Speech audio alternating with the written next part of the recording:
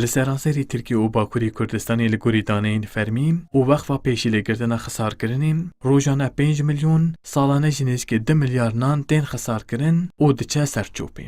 Ji ber vê çendê jî li Enqere paytexta Tirkiye di çarçoveya hefteya xurek û nan de ji bo ku balê bikişînin ser xisarkirina nan ji aliyê platforma Tov çalakiyeke ciyawaz hate sazkirin.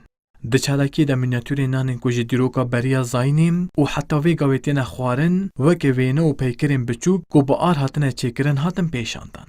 Seroka platforma Tov Mîna Ataman ragihand ku di heyama vîrusa koronayê de her kesê di mala xwe de nan çêkir. Lê xisarkirinek mezin jî çêbû. Loma bi vê çalakiyê wan xastiye balê bikişînin ser giringiya nan otobê genim ji bo tevahiya mirovayî.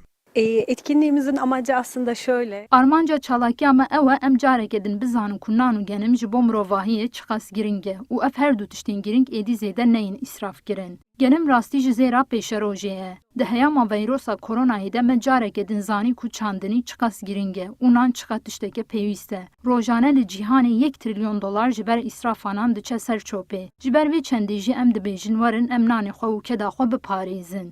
Minyatûrên nêzîkî heftê cûrenanên ku ji aliyê şaristaniyên cuda cuda hatine çêkirin û xwarin yên di vê çalakiyê de hatin pêşandan hemû ji bi destê pastefiroş Ayşe Kalelî ve hatine çêkirin. Kalelî jî dibêje ev bi bermayiyên nan, şêranî û pastayên çêdikim û bi vê yekê jî pêşiya xisarkirina nan digre.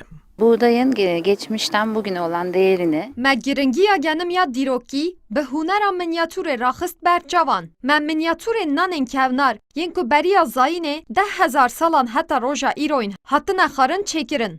Ez bi bermayiyên nan jî şêranî û pasteyan çêdikim ku pêşiya îsraf û xisarkirinê bigirim. Her wiha di çalakiyê de amaje pê hate kirin ku rojane ji ber xisarkirina nan li seranserê cîhanê 1 trilyon dolar, li Tirkiye jî salane 2 milyar dolar diçe ser çopê. û bi vî pareyê jî 250 nexweşxane û 500 dibistan tên çêkirin û pêdiviyên 500,000 kesan yên salane tên kirin. Vural erişmiş. Kurdistan 24, Ankara.